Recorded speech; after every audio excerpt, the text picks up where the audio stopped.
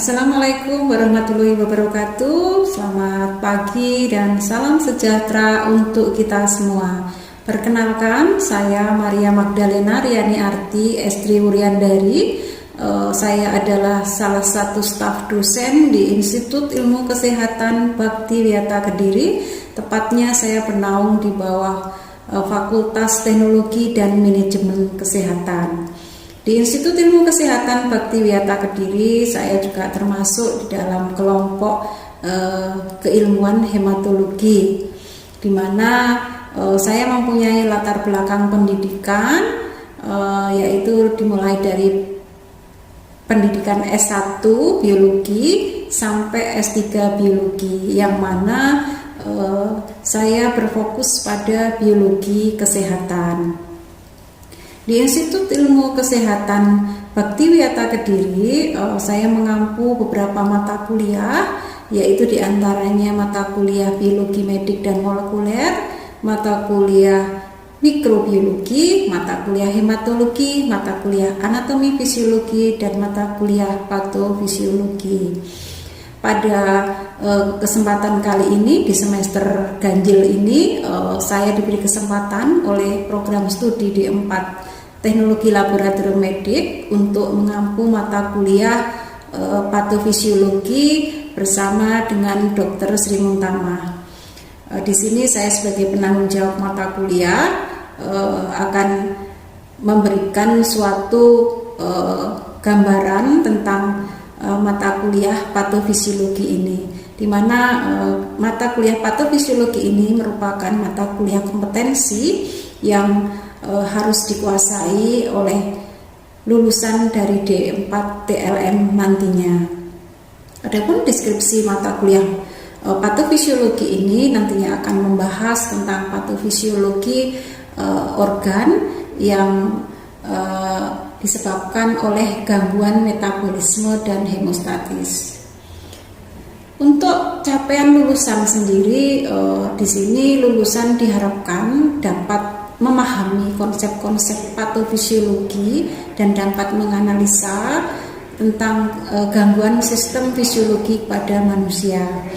Sedangkan untuk capaian pembelajaran yang diinginkan di sini adalah mahasiswa mampu memahami dan menjelaskan tentang mekanisme peradangan atau inflamasi, dan mahasiswa mampu memahami dan menjelaskan tentang gangguan sistem peredaran darah, gangguan sistem keseimbangan cairan tubuh, gangguan sistem urogenital, gangguan sistem hepar, gangguan sistem endokrin, gangguan sistem pernapasan, gangguan sistem cairan, gangguan sistem pencernakan, dan yang terakhir adalah gangguan sistem pernafasan.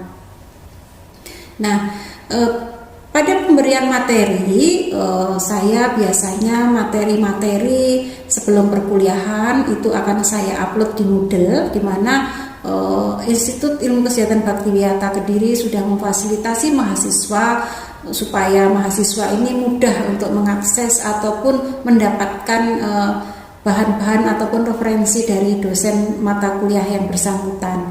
Jadi saya mengupload materi, baik itu berupa buku referensi ataupun PowerPoint materi saya, juga tentang video yang mendukung tentang tercapainya materi mata kuliah patofisiologi ini. Seperti dosen-dosen yang lain, sebelum proses perkuliahan berlangsung, saya akan menjelaskan tentang kontrak perkuliahan yang harus dimengerti dan harus ditaati oleh mahasiswa, yang mana kontrak perkuliahan ini adalah suatu kesepakatan yang dibuat oleh mahasiswa dan dosen. Di dalam kontrak perkuliahan yang sangat penting di situ tertuang adalah sistem penilaian. Dalam mengukur kemampuan mahasiswa ada indikator yang saya berikan di dalam sistem penilaian saya, diantaranya adalah tentang keaktifan mahasiswa. Jadi di sini untuk keaktifan mahasiswa saya memberikan proporsi sebanyak 15%. Untuk tugas individu 25%, nilai UTS 25%, nilai UAS 25%, dan yang terakhir adalah kehadiran sebanyak 10%. pada saat proses perkuliahan berlangsung, karena kan saat ini adalah masa pandemi, kontrak perkuliahan tetap saya berikan pada mahasiswa D4 TLM. Nah, dalam proses perkuliahan ini saya menggunakan metode pembelajaran inquiry atau inquiry based learning, ya, karena saya mengharapkan lulusan D4 TLM mampu berpikir kritis dan mengambil atau dapat menganalisa tentang kejadian fisiologi pada kondisi tersebut. Nah, untuk pada proses perkuliahan sebelum dimulai, biasanya saya akan memberikan suatu salam pembuka untuk mahasiswa, dan saya akan mereview kembali materi yang sebelumnya.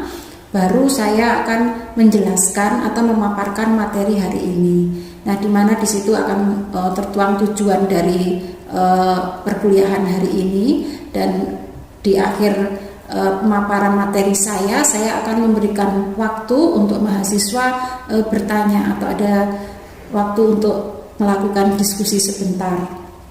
Nah, setelah acara tanya jawab ataupun waktu berdiskusi, biasanya saya akan memberikan suatu kesimpulan dari materi yang saya berikan pada hari ini. Dan untuk tugas, biasanya saya akan memberikan tugas kepada mahasiswa jika memang saya memerlukan suatu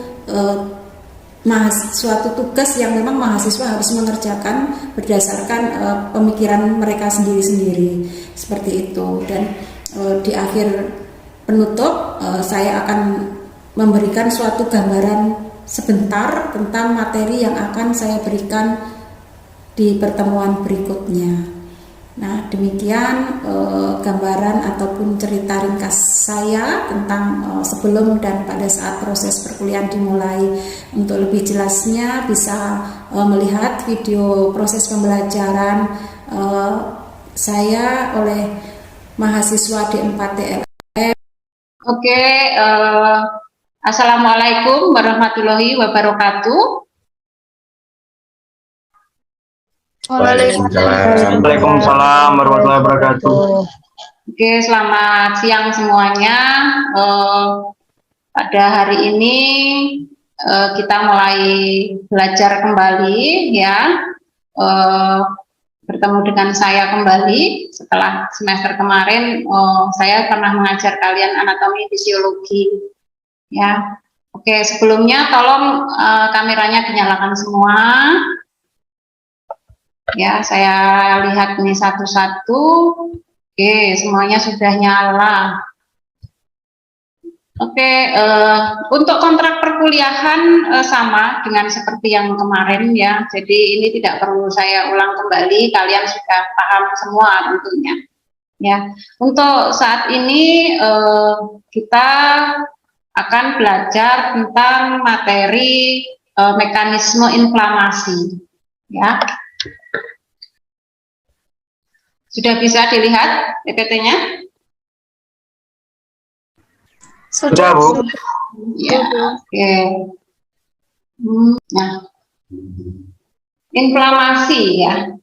Nah, inflamasi itu apa sih sebenarnya inflamasi? Biasanya pada orang awam, ya, atau pada orang-orang yang tidak tahu tentang kesehatan, biasanya menyebutnya radang, seperti itu, ya. Nah, inflamasi sendiri itu sebenarnya apa sih, ya, gitu, ya. Apa sih sebenarnya inflamasi? Inflamasi adalah suatu reaksi protektif, ya, atau reaksi yang dihasilkan oleh tubuh, di mana pada saat tubuh itu terdapat atau ada kemasukan agen yang menyebabkan suatu reaksi di dalam tubuh, ya, di mana reaksi itu tentunya banyak sekali, ya. Nah, agennya apa, ya, bisa bakteri, bisa virus, gitu, ya, yang dimana agen-agen itu bisa membahayakan tubuh kita. juga adanya kerusakan pada jaringan. Nah, di sini inflamasi ini tujuannya adalah sebagai bentuk protektif ya, untuk memperbaiki jaringan-jaringan yang rusak ataupun untuk membunuh ya agen-agen yang masuk dalam tubuh.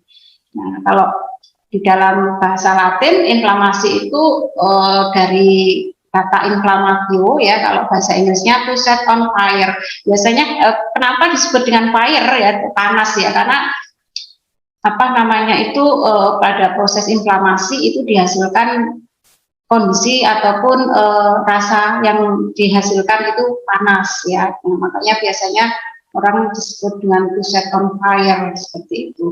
Nah, inflamasi ini apa sih penyebabnya gitu ya? Kenapa kok harus terjadi adanya proses inflamasi di dalam tubuh?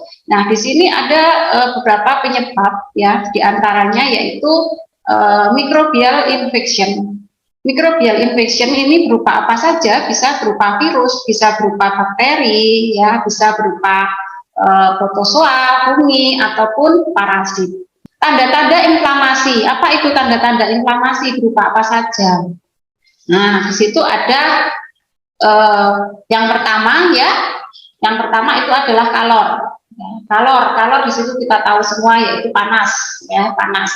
Terus yang kedua yaitu rubor, ya rubor itu ada timbulnya warna merah ya, timbulnya warna merah pada organ yang jadi inflamasi. Terus yang ketiga tanda berikutnya itu adalah tumor atau pembengkakan ya. Terus yang keempat di situ ada dolor ya. Dolor itu adalah timbulnya rasa sakit atau rasa nyeri yang pada lokasi inflamasi. Terus yang terakhir itu ada fungsioles. Fungsioles di sini ini merupakan suatu hasil proses dari inflamasi ya, di mana organ tubuh itu sudah tidak bisa berfungsi kembali atau organ tubuh itu sudah tidak mempunyai fungsi seperti sedia kala ya, jadi mungkin tangan yang patah atau kaki ya, jadi tidak bisa melakukan aktivitasnya seperti pada kondisi yang normal. Nah, itu tanda-tandanya tahapan dari inflamasi. Nah, ini yang harus kalian tahu ya, bagaimana tahapan-tahapan ini terjadi di dalam tubuh kita. Nah, ini saya ibaratkan jari atau kulit kita yang sobek gitu ya, atau yang terkena irisan gitu, yang akhirnya terbuka, ya kan? Nah, pada saat terjadi luka atau terjadi pembukaan, di sini ada banyak sekali microbial infection atau agent yang patogen ya, itu yang masuk ke dalam tubuh kita. Apa saja kayak tadi Bu Maria sudah jelaskan, ada virus ya, mungkin ada bakteri ya, kita nggak tahu apa saja. Nah, terus bagaimana jika ini berlangsung, tubuh akan seperti apa gitu ya. Nah, pada saat proses masuknya bakteri atau agen patogen ke dalam tubuh ya, secara otomatis di sini tubuh akan berusaha untuk menghancurkan, menghalau ya, atau membunuh agen tersebut. Dengan cara bagaimana? Nah, terus apalagi yang akan dilakukan oleh tubuh pada saat inflamasi? Yang kedua yaitu adanya sel mast ya, atau mast cell. Nah, di sini mast cell ini berfungsi untuk apa? Mast cell ini menghasilkan suatu mediator inflamasi ya, mediator inflamasi yang dihasilkan yaitu salah satunya ada vasodilatasi ya, terus ada juga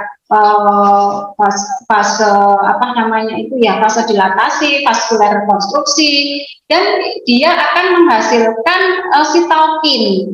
Nah, sitokin ini yang dia berperan atau yang berfungsi ya untuk menggerakkan sel-sel, sel-sel dan cairan-cairan plasma menuju tempat lokasi inflamasi. Kira-kira sel-sel apa saja yang digerakkan oleh sitokin untuk menghalau atau untuk menghadapi agen-agen patogen ini? Ada yang bisa? Sel apa? Ayo. Siapa nih yang berperan dalam tubuh kita sebagai tentara? Sebagai yang melakukan proteksi diri pertama kali pada saat bakteri atau virus masuk, itu siapa? Sel darah putih. Ya, sel darah putih. Siapa tadi yang jawab? Yang jawab tadi siapa? Saya tulis recap ya. Ya, sel darah putih atau yang disebut dengan leukosit. Ya, leukosit. Nah, di sini leukosit itu ada berapa jenisnya? Leukosit? Ada 2. Ada 5, Bu. Ada 5, Bu. Ya, sebelum ke arah sana, leukosit itu ada apa dan apa? Ayo, baru nanti dijabarkan. Granular dan bergranular. Iya, leukosit yang granuler dan yang agranuler. Nah, pada peran inflamasi di sini siapa yang lebih berperan? Leukosit yang apa? Yang bergranular. Iya, leukosit yang bergranula atau yang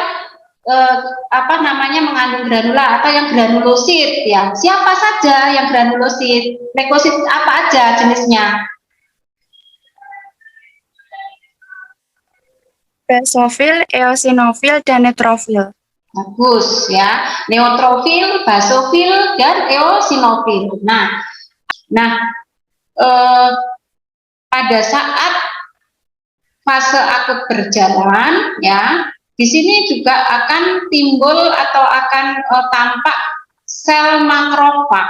Sel darah merah apa sel darah putih atau siapa makrofag ini? Sel Sel darah putih.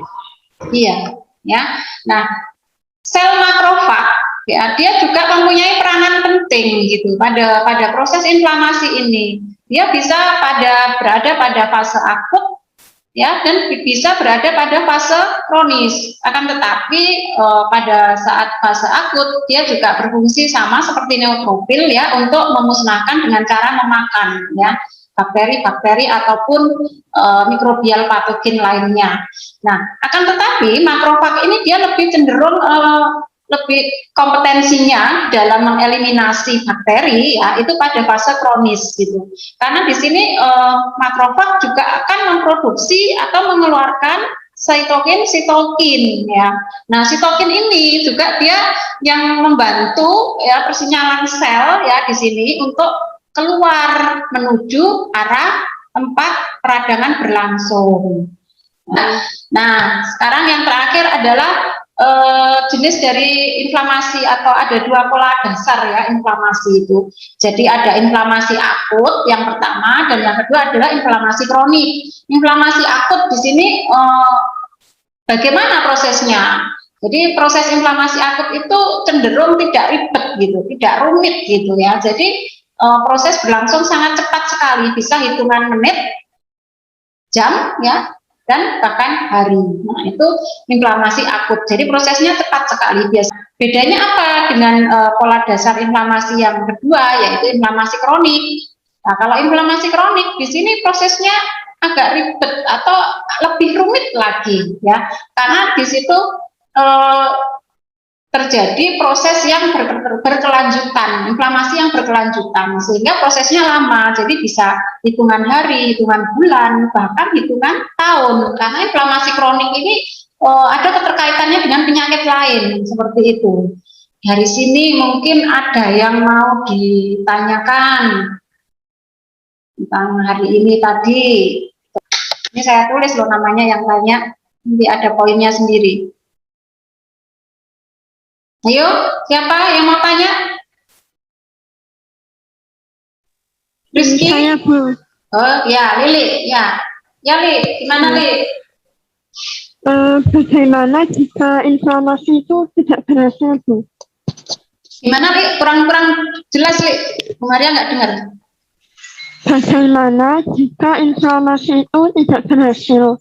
Oh ya, bagaimana jika inflamasi itu tidak berhasil? Oke, sebelum saya menjawab, mungkin ada yang bisa menjawab dari pertanyaan Lili? Mohon izin menjawab, Bu. Siapa ini? Yos, Bu. Tadi ya? Oh, Yos. Ya, silakan Yos. Jika inflamasi tidak berhasil, maka agen atau objek asing yang dapat merugikan bagi tubuh seperti bakteri atau virus dapat dengan mudah masuk ke dalam tubuh, Bu. Nah, hal tersebut dapat menyebabkan tubuh kita terinfeksi, serta sel yang telah rusak karena infeksi oleh bakteri tadi tidak dapat dikeluarkan tubuh dalam bentuk nanah, sehingga tubuh kita tidak dapat membentuk jaringan-jaringan yang baru untuk menggantikan yang rusak. Seperti itu, Bu, dari saya. Mungkin ada tambahan. Terima kasih. Ya, oke, terima kasih Yos. Ya, ada betulnya ya. Jadi kalau inflamasi tidak berhasil itu akan seperti apa, Bu? Ya, secara otomatis inflamasi akan terus berlanjut gitu ya. Inflamasi akan terus berlanjut. Nah, yang apa namanya, karena tubuh itu tidak bisa mengeliminasi dari microbial infection tadi gitu. Nah, dengan adanya hal tersebut, inflamasi akan selalu terus berlanjut dan akhirnya terjadilah yang namanya inflamasi kronik. Nah, seperti itu. Karena tubuh sudah tidak bisa menghadapi agent patologis yang masuk di dalam tubuh.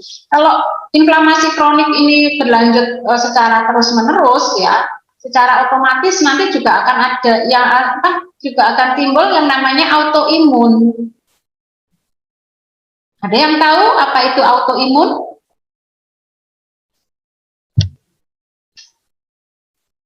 Ya, jadi autoimun itu adalah apa?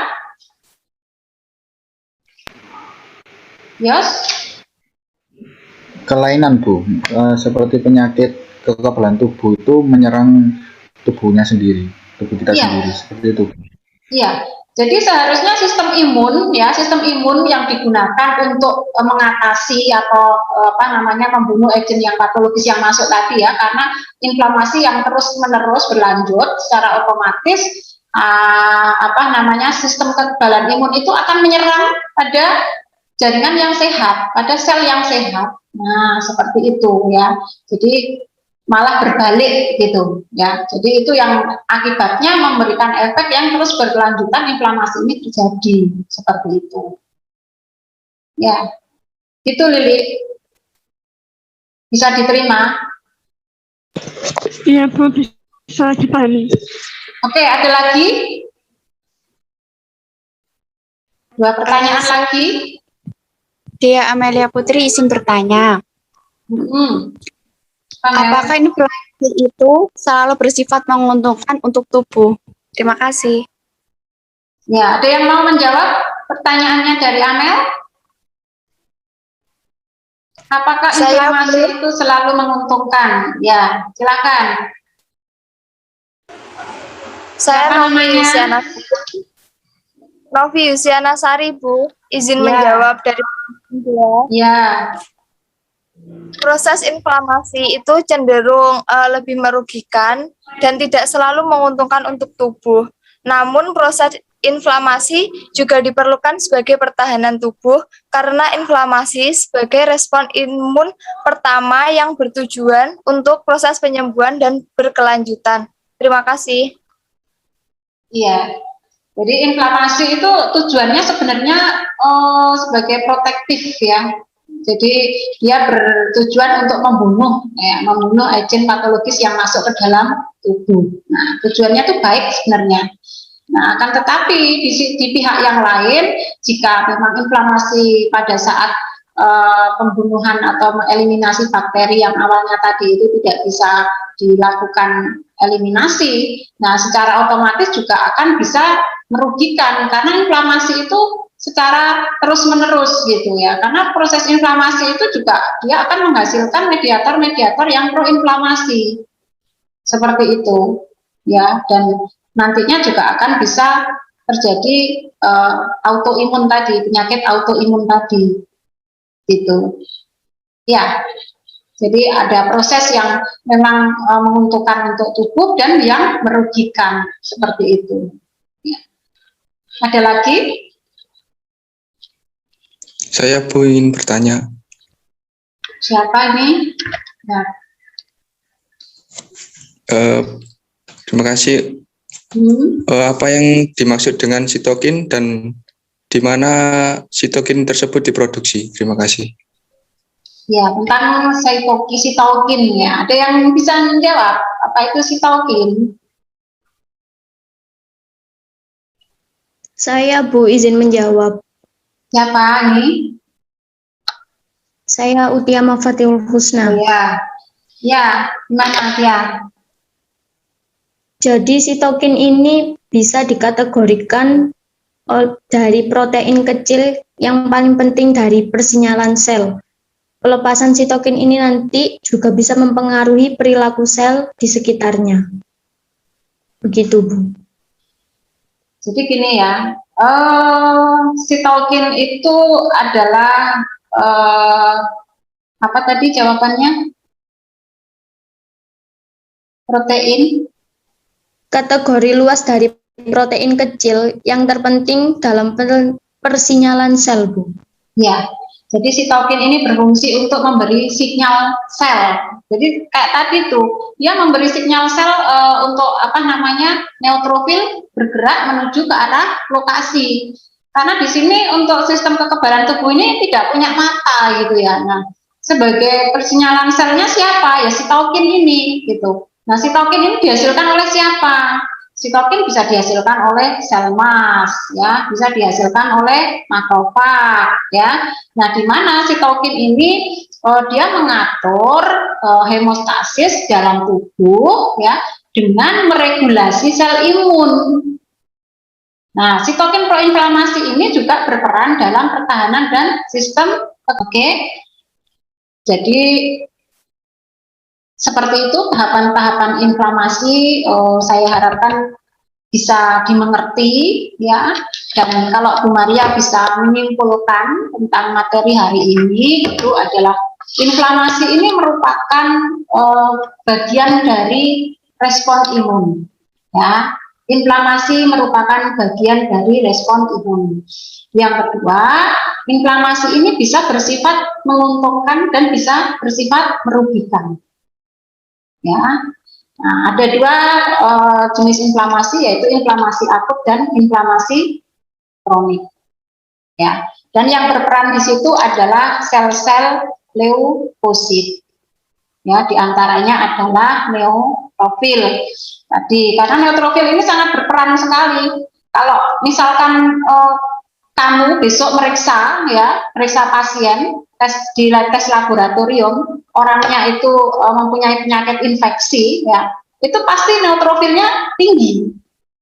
Hasil labnya neutrofilnya tinggi. Nah, itu pertanda berarti di dalam tubuh seseorang tersebut terjadi infeksi, ya, karena neutrofilnya tinggi. Atau mungkin orang yang alergi, nah itu juga neutrofilnya tinggi. Nah, itu ya ada kaitannya seperti itu. Jadi besok kamu seorang PLM di laboratorium harus bisa mengerti dan menganalisa, oh iya ya, kalau misalkan orang ini kena infeksi, punya penyakit infeksi, berarti paling tidak apanya ya yang tinggi. Nah, ya, seperti itu.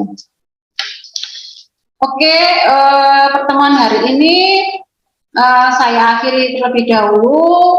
Untuk pertemuan minggu depan, nanti ada gangguan sistem peredaran darah, ya. Nanti kita akan belajar tentang gangguan sistem peredaran darah. Oke, sudah cukup atau ada yang mau tanya lagi? Dari saya sudah cukup, Bu. Sudah cukup ya. Saya harapkan penjelasan saya hari ini bisa dipahami dan yang jelas kamu bisa mengerti tentang tahapan-tahapan proses inflamasi di dalam tubuh seperti apa, ya. Jangan lupa nanti absensi, ya, absensinya kalau saya lihat masuk semua ya. Iya, Bu. Kalau saya lihat ini masuk semua, ada 21 mahasiswa ya, satu kelas 21 ya, di 4 TLM. Oke, saya akhiri pertemuan hari ini. Saya ucapkan terima kasih yang sudah join, ya, yang sudah gabung. Bu Maria akhiri dengan ucapan wassalamualaikum warahmatullahi wabarakatuh dan selamat siang. Salam sehat untuk kita semua. Tetap jaga prokes ya. Selamat siang. Siang.